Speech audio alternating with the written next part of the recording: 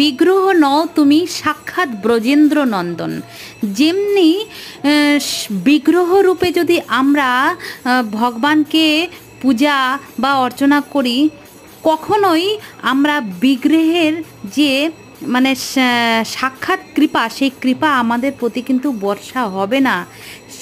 ঠিক তদ্রূপ গুরুদেব গৃহে প্রবেশ করলে গুরুদেব গৃহে প্রবেশ করা মানেই যে গুরুদেব এসেছেন, গুরুদেবের চরণ ধৌত করতে হবে, তাকে ভোজন করাতে হবে, এটি যে আমাদের কর্তব্য। এই কর্তব্য অনুসারে কেউ যদি আমরা গুরুদেবকে সেই দৃষ্টিতে দেখি, তাহলে কোনো দিন আমাদের গুরু কৃপা মিলবে না। গুরু কৃপা যদি না মেলে, কখনোই আমাদের গোবিন্দের কৃপা প্রাপ্ত হবে না। তাই গুরু কৃপা পেতে হলে কেবলমাত্র গুরুদেবের প্রতি যার একান্ত ভক্তি আছে, ভাব আছে, তার ভাবনাকে আমাদের ফলো করতে হবে। সেই জন্য আমি কিন্তু এই ভিডিওটা আপনাদেরকে দর্শন করালাম।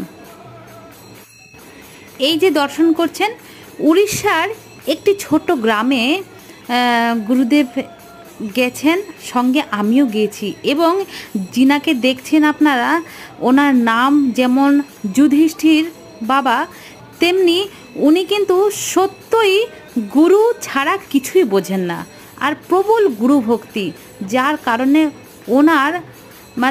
ওনার নাম, ওনার যে ভাব প্রকাশ করতে পারবো না। আপনাদেরকে দর্শন করা মাত্রই আপনারা কিন্তু যারা ভক্ত তারা বুঝে যাবেন।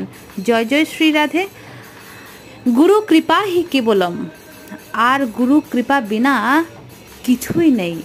তাই ভক্তগণ, সবাইকে বলছি, গুরুদেবের প্রতি আপনার এবং আমার সবারই যেন প্রবল ভাব থাকে, এটাই কামনা করি রাধারানীর কাছে।